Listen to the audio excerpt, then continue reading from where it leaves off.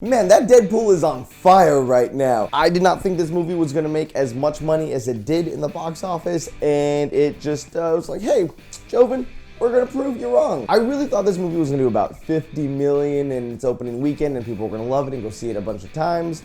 I was very just wrong. Deadpool is number one when it comes to opening weekend for an R-rated movie, which rightfully so. It was very good. If you haven't yet, I have a review that I put up last week. You should go check that out. But this not only got me thinking, but it got movie execs thinking, wait a second, R-rated movies can make money? I really don't understand why it was always such a risk for a studio to make an R-rated movie, because when you look at statistics and box office numbers, R-rated movies normally double their money when it comes to overseas. It's very important because now it's opening the doors for execs to be like, let's make more R-rated movies. So I'm gonna do a little top 5 superhero / comic book movies that need to have R-rated adaptations. Now, fun fact about this video, I have to combine number 5 and number 4 on my list because I actually filmed this last week, and then now I have to re-film it because number 5 on my list and number 4 on my list, they've already been greenlit. Yes, I was a huge advocate for Spawn to get a reboot and for Wolverine to have an R-rated movie. And as soon as I filmed it, in the next 48 hours, both movies got greenlit for R-rated movies. Now with Wolverine, it's owned by 20th Century Fox, the same people that did Deadpool because, you know,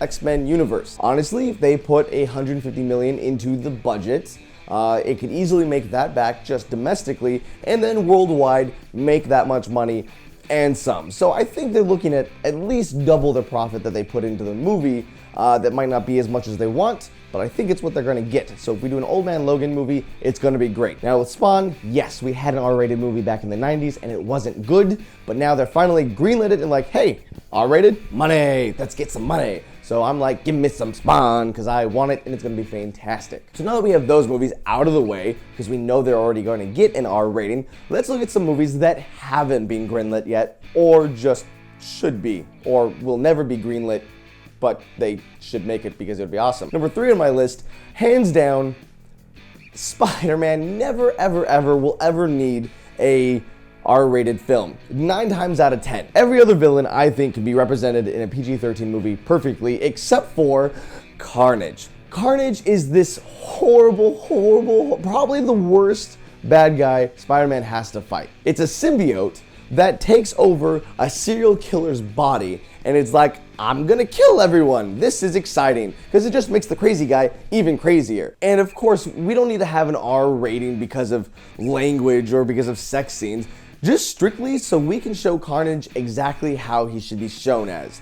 A killing monster. This is the character that goes through comics like tearing people apart, melting people's flesh off of their bodies. And I think that an R rating in a Spider-Man movie, just to give Carnage justice, would be amazing. Now, Disney right now is playing with some Spider-Man. We're gonna see him in some Marvel movies, but at the end of the day, it is a Sony property. So if everything fails with Marvel, because that's likely, then Sony can take Spider-Man back and be like, Deadpool made some money. Let's make an R-rated Spider-Man movie. More importantly, after we get Spider-Man versus Carnage with an R rating, we can then get a Spider-Man Deadpool crossover because Sony and Fox want to make money together. It's probably not going to happen, ever.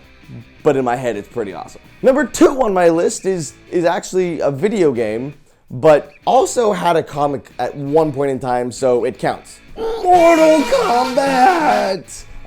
Yes, we had 2 horrible movies. Okay, one was horrible, one was underwhelming and really not that good. Great soundtrack though, let's be honest. But those were both PG-13, and with the re-rise of Mortal Kombat with Mortal Kombat 9 and X, these games got brutal. They added some amazing fatalities, they added X-ray bone-breaking awesomeness. So what we should do is, like, Mortal Kombat, come on, that's not a PG-13 game. This is a game of people killing each other and beating each other up, and it's awesome. There's been a lot of rumor that Warner Brothers was going to reboot the Mortal Kombat franchise with a movie. Well, I think it's time to stop talking about it and start doing it.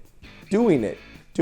To be completely honest, I actually think this is a legitimate thing that could happen. Warner Brothers is going to see that there's an influx of R-rated superhero movies, and they're gonna jump on board. So I think that a Mortal Kombat R-rated movie is gonna be great, and it's time for it, and just take the chance. And then number 1 on my list is a franchise that probably wouldn't get an R-rated film, but also could if they do it this way. Batman.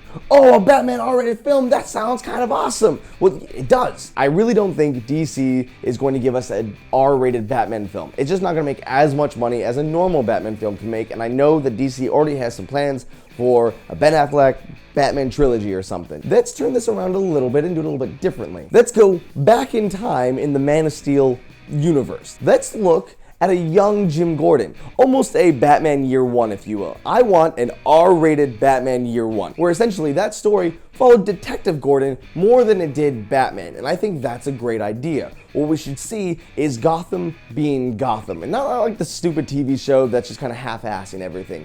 I want to see Gotham being gritty, dark, and scary with some of its worst psycho killers. Gordon chasing after Victor Zsasz, who is a serial killer that anytime he kills someone, marks a little tally on his skin. It would be this psychological thriller.